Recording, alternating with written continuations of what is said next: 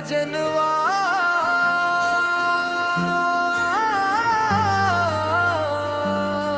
दिलवा के हाल सुन ला, मजबूरी के मारबा तबो तोहरे से प्यार बा।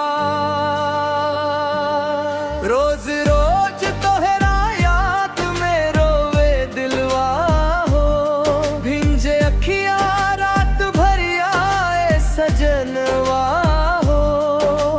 किस्मत के खेल बड़ा बेर हम निकलल, चाहत के फूल हमारे अधूरा मुरझाई।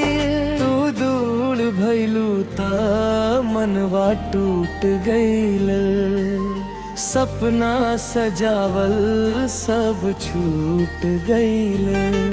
मजबूरी के आग में जियरा जरेला, तोहरे बिना अब कुछो न भलेला। मजबूरी में छूट गइल तोहार साथ हो, दिलवा रोवे दिन रात हो। तू ही रहलू जान हमार, कैसे भूली तोहर प्यार हो।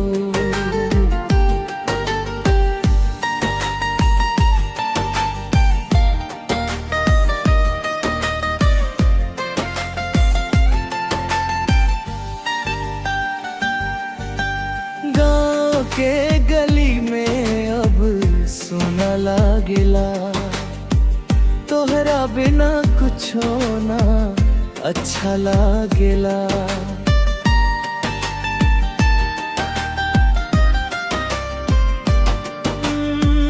बरगद के छाँव में बैठल रहमी, तोहरे संग जिंदगी बितावे कहीं। माई बाबूजी के बात मानल पड़ल, दिलवा के अरमान दबावल पड़ल।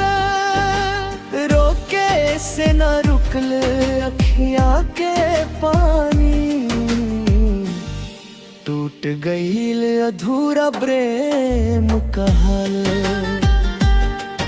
मजबूरी में छूट गइल तोहार साथ हो,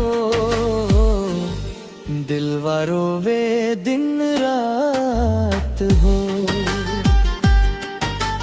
तू ही रहलू जान हमार, कैसे भूली तोहर प्यार हो।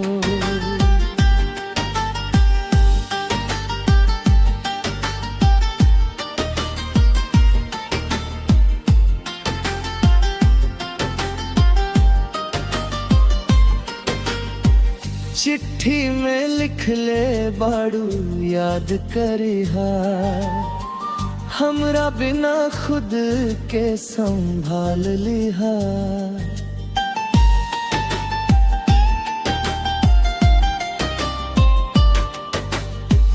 तोहरे खातिर दुआ रोज करी ले, रूरा खुशी में अपना खुशी खोज ले।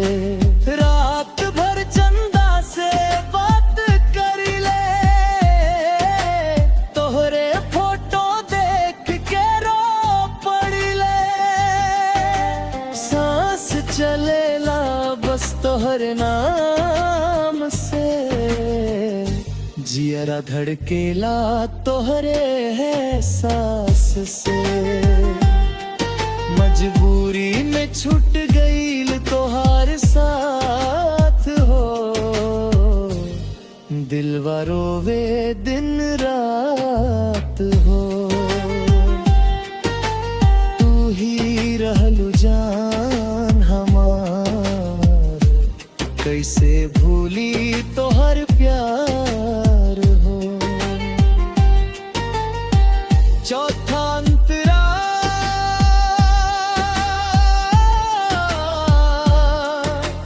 हो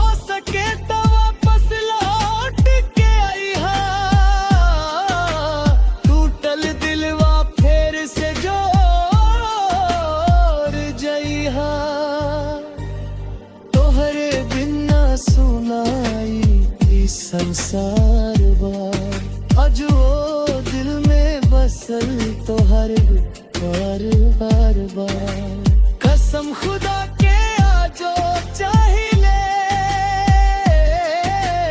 हर जन्म में तो के मांग ले मजबूरी चाहे लाख अजाब